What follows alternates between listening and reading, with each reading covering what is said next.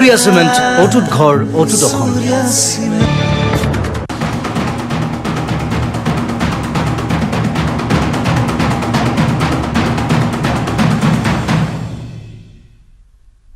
নমস্কাৰ ইভিনিং হেডলাইন্সৰ সৈতে ষ্টুডিঅ'ত মই মৌচুমী শৰ্মা বৰুৱা। প্ৰথমটো গুৰুত্বপূৰ্ণ খবৰ, APDCLৰ ফিল্ড এছিষ্টেণ্টৰ বাছনি পৰীক্ষা বাতিল কৰা হৈছে।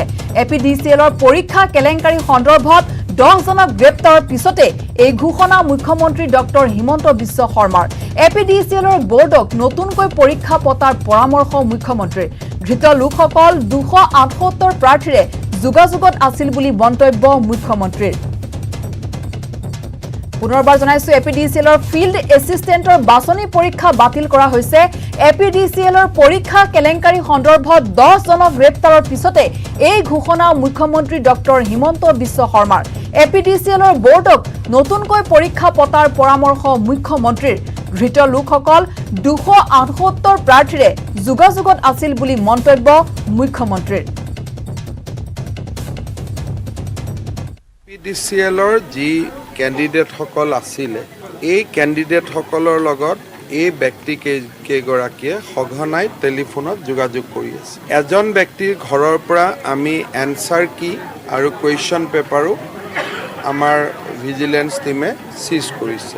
APDCLৰ ৰিজাল্ট শ্বীটটো স্কুটিনি কৰিবৰ কাৰণে আমি গুৱাহাটী বিশ্ববিদ্যালয়ক দিছিলোঁ, কিন্তু APDCLে যিটো এজেঞ্চিক ব্যৱহাৰ কৰিছিল সেম এজেঞ্চিটোকে গুৱাহাটী বিশ্ববিদ্যালয়ে ব্যৱহাৰ কৰিছিল। আচলতে যেতিয়া কাৰোবাৰ ওপৰত কাৰোবাক চেক কৰিব দিম তেতিয়া এজেঞ্চি দুটা বেলেগ বেলেগ হ'ব লাগে, আৰু প্ৰায় 278 জন কেণ্ডিডেটৰ লগত এই ব্যক্তিসকল যোগাযোগত আছিল। গতিকে আমি তেওঁলোকক আমি গ্ৰেপ্তাৰ কৰিছোঁ আৰু APDCLৰ বৰ্ডক মই পৰামৰ্শ দিছোঁ যে CM ভিজিলেন্সৰ যিমানবিলাক ইনক্ৰিমিনেটিং ডকুমেণ্টছ আমি পালোঁ তাৰ পৰিপ্ৰেক্ষিতত এই পৰীক্ষাটো বাতিল কৰি তাক নতুনকৈ অনুষ্ঠিত কৰিব লাগে। কাৰণ OMR ছিটবিলাকত যিটো ডেমেজ কৰিব লাগে তেওঁলোকেতো ডেমেজ কৰি দিলে। যেতিয়াই টুইটাৰ আৰু ছ'চিয়েল মিডিয়াত বিৰাট হুলস্থুল দেখিব যে কিছুমান মানুহে যেতিয়া হুলস্থুল কৰি থাকে ৰিজাল্ট দিয়ক জল্দি দিয়ক, তেতিয়াই গম পাব যে ইয়াত গণ্ডগোল সোমাই গৈছে। নহ'লে 2 লাখ মানুহে পৰীক্ষা দিছে, 10 জনে ৰিজাল্টৰ কাৰণে ইমান কিয় টুইট কৰে? তাৰমানে সেই 10 জনে ক'ৰবাত নহয় ক'ৰবাত জানে যে মই ৰিজাল্টটো পাই আছোঁ। তেতিয়াৰ পৰাই মোৰ সন্দেহ হৈ আছিল আৰু সেইকাৰণে আমি এইবিলাক ফ'ল' কৰি আছিলোঁ, আৰু ফ'ল' কৰি থকাৰ পিছত যথেষ্ট তথ্যভিত্তিক আমি প্ৰমাণবিলাক পাবলৈ সক্ষম হ'লোঁ। পাকিস্তানে সন্ত্ৰাসবাদীক সমৰ্থন জনোৱাৰ আছে দীঘলীয়া ইতিহাস। পাকিস্তানে সন্ত্ৰাসবাদীক সমৰ্থন, প্ৰশিক্ষণ তথা আৰ্থিকভাৱে সহায় কৰাৰ কথা জগতে জানে। সেয়াই দেশখনৰ নীতি। ৰাষ্ট্ৰসংঘৰ মজিয়াত পুনৰ এবাৰ পাকিস্তানৰ স্বৰূপ উদঙালে ভাৰতে। ভাৰতৰ ৰাষ্ট্ৰসংঘৰ প্ৰথম সচিব স্নেহা দুবে ৰাষ্ট্ৰসংঘৰ সাধাৰণ পৰিষদৰ বৈঠকত এফালৰ পৰা কৈ গ'ল পাকিস্তানৰ কুকীৰ্তিৰ কথা।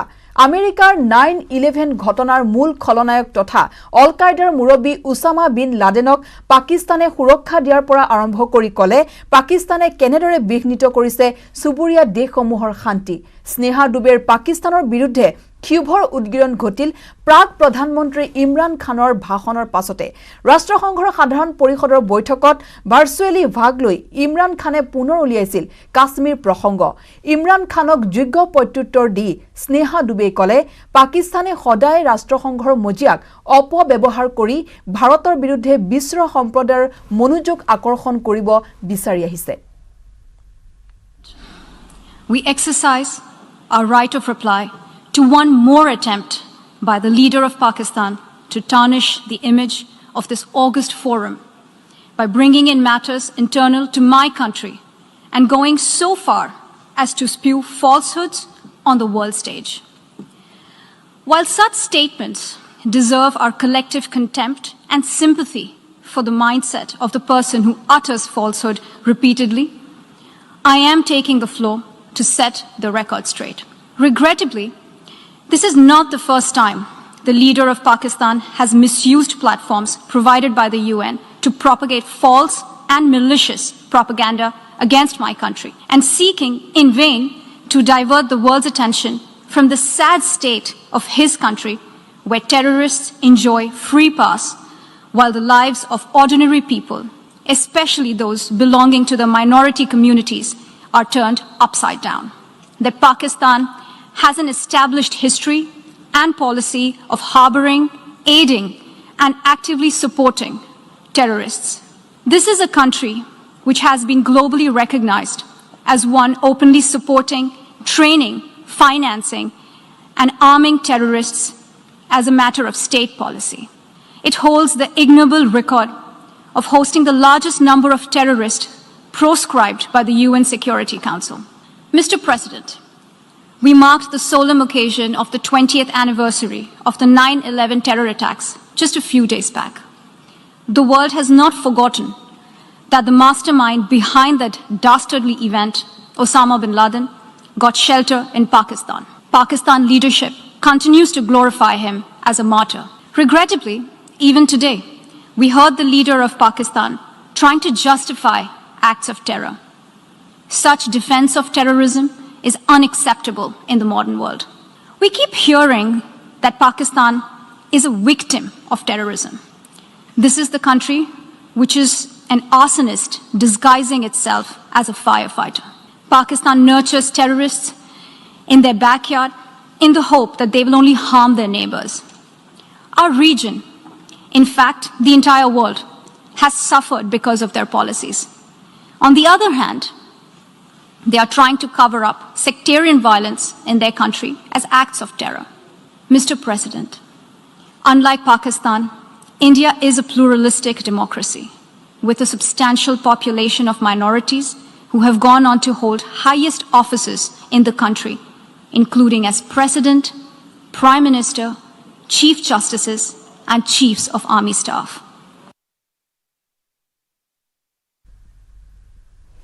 টিকাকৰণে জীৱন ৰক্ষা কৰিব পাৰে এটা কাহিনীয়ে কয় টিকা গ্ৰহণ কৰাটো অত্যন্ত প্ৰয়োজনীয় অন্ধ্ৰপ্ৰদেশৰ গুণ্টুৰ নিবাসী এটা পৰিয়ালে সংক্ৰমিত হয় কোভিডত টিকা গ্ৰহণ কৰা সাহু যি এগৰাকী জ্যেষ্ঠ নাগৰিক তেওঁ পৰাস্ত কৰিলে কৰোনাক কিন্তু তেওঁৰ টিকা গ্ৰহণ নকৰা বুৱাৰীয়ে হাৰ মানিলে কৰোনাৰ ওচৰত বুৱাৰীৰ বয়স আছিল মাত্ৰ 37 বছৰ টিকাকৰণক লৈ নেটৱৰ্ক 18 আৰু ফেডাৰেল বেংকৰ সজাগতামূলক অভিযান সঞ্জীৱনী এ শৰ্ট অফ লাইফৰ টিমে সাক্ষাৎ কৰে গুণ্টুৰ নিবাসী পৰিয়ালটোক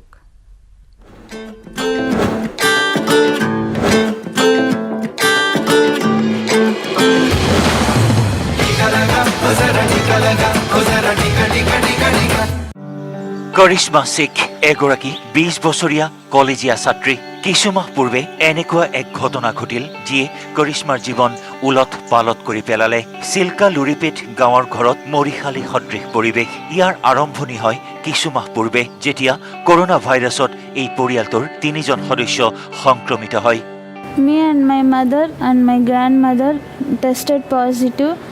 Then we went to hospital. Me and my grandmother are safe. My mother has breathing problem. এওঁৰ মাক মস্তানীৰ আন কোনো ৰোগ নাছিল কিন্তু তেওঁৰ স্বাস্থ্যৰ দ্ৰুত অৱনতি হৈছিল After 10 days there is no oxygen. Then we took to a government hospital. There is also no oxygen. Then we took to another private hospital. There is no oxygen. So we came back to home. Then we took, after oxygen has finished, we took it. She immediately died.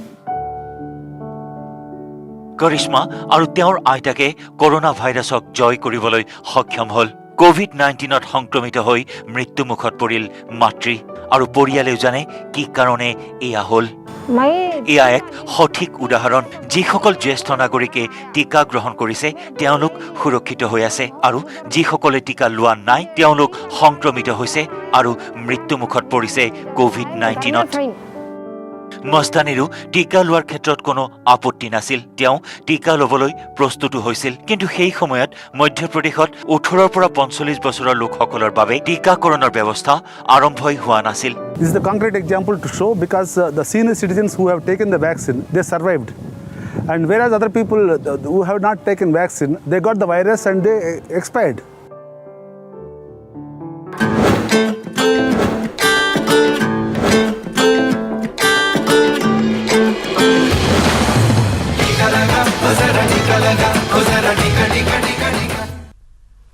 বঙাইগাঁৱত 13 দিন ধৰি সন্ধানহীন এহাল দম্পতি বঙাইগাঁৱৰ চাপৰাকাটাৰ শনিৰাম বৰ্মন আৰু চম্পাৱতী বৰ্মন নামৰ দম্পতিহাল যোৱা 13 ছেপ্টেম্বৰৰ পৰা ৰহস্যজনকভাৱে সন্ধানহীন হৈ আছে সন্ধিয়া নিজ ঘৰৰ পৰা দুয়ো ওলাই যোৱাৰ পিছত সূত্ৰ নাই দুয়োৰে একাংশ লোকে কিছুদিন পূৰ্বে শনিৰাম বৰ্মনক অকলশৰীয়া অৱস্থাত প্ৰত্যক্ষ কৰিছিল যদিও বৰ্তমান সময়ত পৰিয়ালৰ লোকে সন্ধান উলিয়াবলৈ সক্ষম হোৱা নাই মানসিকভাৱে কিছু অসুস্থ শনিৰাম বৰ্মনে নিজ পত্নীক লৈ ওলাই যোৱাৰ পিছতে নোহোৱা হৈ পৰাত স্বাভাৱিকতে শংকিত হৈ পৰিছে পৰিয়ালৰ বাকী লোকসকল পৰিয়ালৰ লোকে আত্মীয় স্বজন আৰু চিনাকি লোকসকলৰ ওচৰলৈ গৈ বিচাৰ খুচাৰ কৰিছে বঙাইগাঁও থানাত পৰিয়ালৰ তৰফৰ পৰা এজাহাৰ দাখিল কৰিছে যদিও দুয়োৰে সন্ধান পোৱা নাই এতিয়ালৈকে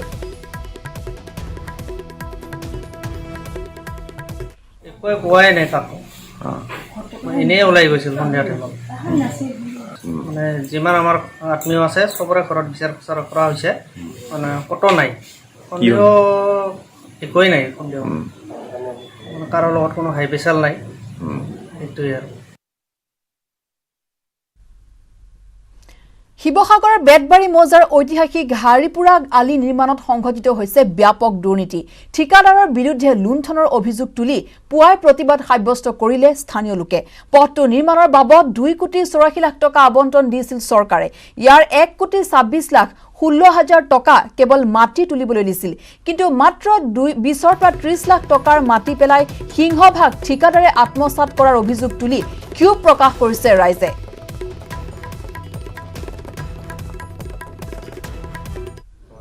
হয় মই বৰ্তমান উপস্থিত আছো শিৱসাগৰ বেতবাৰী মৌজাৰ ঐতিহাসিক হাৰিপৰা আলিত এই হাৰিপৰা আলিটো বহু বছৰ ধৰি সুদীৰ্ঘ বছৰ ধৰি পকীকৰণৰ দাবী উত্থাপন কৰা হৈছে এই ৰাস্তাটো ওখ কৰাৰ দাবী উত্থাপন কৰি হৈছে সেই মৰ্মে 2 কোটি 44 লাখ টকা আবণ্টন আহিছিলে এই পথটো পুনৰ নিৰ্মাণৰ বাবে কিন্তু অতি পৰিতাপৰ বিষয় যে এই পথটো ধন প্ৰায় হৰলুকি কৰাৰ অভিযোগ উত্থাপন কৰিছে স্থানীয় ৰাইজে যাৰ পৰিপ্ৰেক্ষিতত আজি ইয়াৰ স্থানীয় ৰাইজ ওলাই আহিছে ৰাজপথলৈ কাৰণ যিগৰাকী ঠিকাদাৰ হুনমণি বুঢ়াগোহাঁই তেওঁ এই পথটো নিৰ্মাণত ব্যাপক অনিয়ম সংঘটিত কৰা বুলি অভিযোগ উত্থাপন কৰিছে স্থানীয় ৰাইজে স্থানীয় ব্যক্তি আছে তেওঁৰ পৰা জানিব বিচাৰিম কিদৰে অনিয়ম সংঘটিত কৰিছে এই পথটো নিৰ্মাণত প্ৰথমে ৰাস্তাটো প্ৰথম অনিয়ম হ'ল তেওঁলোকে ৰাস্তাটো চাফা চিকুণ নকৰাকৈ মাটি পেলাইছে দ্বিতীয়টো অনিয়ম হ'ল কি তেওঁলোকে ইয়াত যিমান মাটি পেলাব লাগে যিহেতু অন্ততঃ 6 মিটাৰ বহল হ'ব লাগে এইটো 6 মিটাৰ বহল হোৱা নাই এতিয়ালৈকে 4 মিটাৰ বহল হওঁতে তেওঁলোকে চেন গ্ৰেভেল আৰু এইটো কাটিং মেটেলটো পেলাই এতিয়া ৰুলাৰ আৰম্ভ কৰিছে গতিকে এই কামটো যিহেতু এটা বিসংগতি হৈছে আমি ইয়াৰ কাৰণে প্ৰতিবাদ জনাইছোঁ আৰু এইটো যাতে 6 মিটাৰ হওক তাৰ কাৰণে মই সকলো বিভাগকে মই মানে বিশেষকৈ PWD আৰু মানে ঠিকাদাৰক অনুৰোধ জনাওঁ যাতে এই কামটো যাতে সোনকালে যাতে চৰকাৰী এষ্টিমেটৰ মতে কাম কৰি যাতে সৰ্বাংগ সুন্দৰকৈ গঢ়ি তোলে হয় লোক নিৰ্মাণ বিভাগৰ যি বিষয়ববীয়াই ইয়াত নিৰীক্ষণ কৰিব লাগিছিলে তেনেধৰণৰ কৰা নাই কি ক'ব না আচল কথা হৈছে এই ৰাস্তাটোৰ কাৰণে অকল ঠিকাদাৰজনে কিন্তু দায়ী নহয় ইয়াৰ কাৰণে গড়কাপ্তানি বিভাগৰ শীৰ্ষ বিষয়া আৰু মন্ত্ৰীলৈকে হাত আছে আমি গম পাইছোঁ যে 2-3% কমিশ্যন লৈ ধনৰ লোভত ঠিকাদাৰসমূহক কাম দিয়াৰ কাৰণে আজি পথৰ এই অৱস্থা হৈছে গতিকে হিমন্ত বিশ্ব শৰ্মাক আমি ক'ব বিচাৰিছোঁ যে 2-3জন মাটি দালালক ধৰি নিজকে ধোৱা তুলসী পাত সজাবলৈ চেষ্টা নকৰিব নিজৰ বিভাগটো ওপৰত চকু দিয়ক আৰু এই ৰাস্তাত যি অনিয়ম হৈছে এই দুৰ্নীতিগ্ৰস্ত বিষয়া ঠিকাদাৰজনৰ বিৰুদ্ধে কঠোৰতকৈ কঠোৰ ব্যৱস্থা গ্ৰহণ কৰক নহ'লে কিন্তু আমি গাঁৱৰ ৰাইজৰ লগ হৈ কিন্তু আমি তীব্ৰ প্ৰতিবাদী কাৰ্যসূচী আমি গ্ৰহণ কৰিবলৈ বাধ্য হ'ম হয় এয়া হৈছে হাৰিপৰা আলিৰ যি আহজা কৰে ইয়াৰ স্থানীয় বাসিন্দাৰ আজি এইদৰে ৰাজপথলৈ ওলাই আহিবলৈ বাধ্য হৈছে আৰু যদিহে অতি শীঘ্ৰেই ইয়াৰ উচিত তদন্ত নকৰে সঠিকভাৱে আমন্ত্ৰিত ধন এই ৰাস্তাত ব্যয় নকৰে তেন্তে অনাগত দিনত পুনৰ তীব্ৰ আন্দোলন গঢ়ি তুলিব বুলি ইয়াৰ ৰাইজে হুংকাৰ দিছে ইভিনিং হেডলাইন্সত ইমানেই বিদায় লৈছোঁ ধন্যবাদ মাইথান ষ্টীল ইমান ষ্ট্ৰং যে 20% কমকৈ লাগে ষ্ট্ৰং আৰু বুদ্ধিয়ক মাইথান নিৰ্মাণৰ মানদণ্ড